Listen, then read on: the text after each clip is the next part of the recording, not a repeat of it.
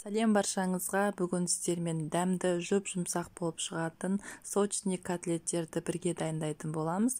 Видеоны соңына дейін тамашалаңыздар. Және де менің каналыма тіркеліп, достарыңызбен бөлісуді ұмытпаңыздар.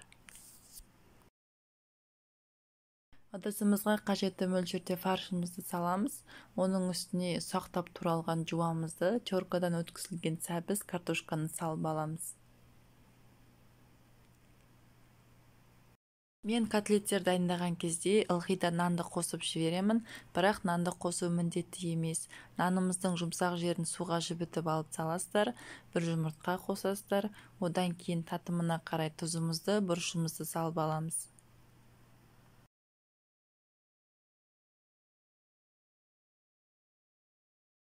Аз мөлшерде суымызды құйып, жақсылап араластырып аламыз. Дәл видеодағыдай фарштарымызды бір-біріне ұрғылаймыз. Қаншалықты жақсы ұрғыласаңыздар, піскен кезде котлеттеріміз соншалықты дәмді, тығыз болып піседі.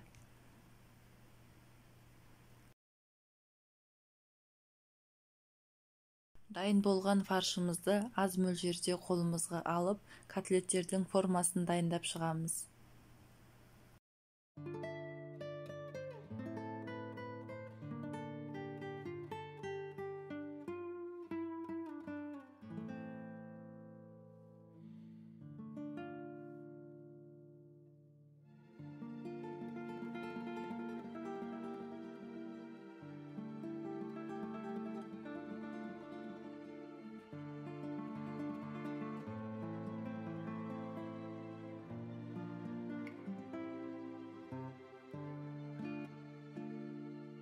Дайын болған котлеттерімізді екі шетін ұнға аунатып, қызып тұрған майға екі шетін жақсылап қызарғанша қуырып аламыз.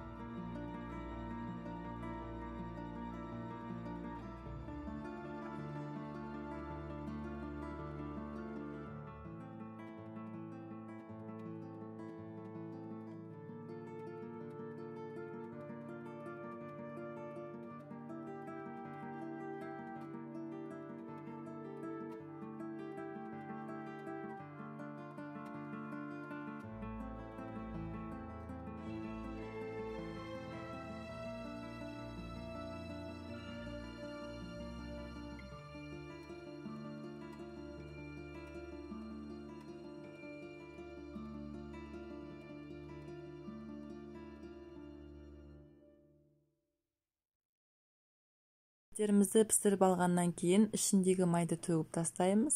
Одан кейін котлеттерімізді сол табаға орналастырып шығамыз. Табада емес, мантаварканың буына да пісіріп алсаңыздар болады. Ортасы шикі болып қалмас үшін бір 10-15 минут отта ұстаймыз. Су құюды ұмытпаңыздар.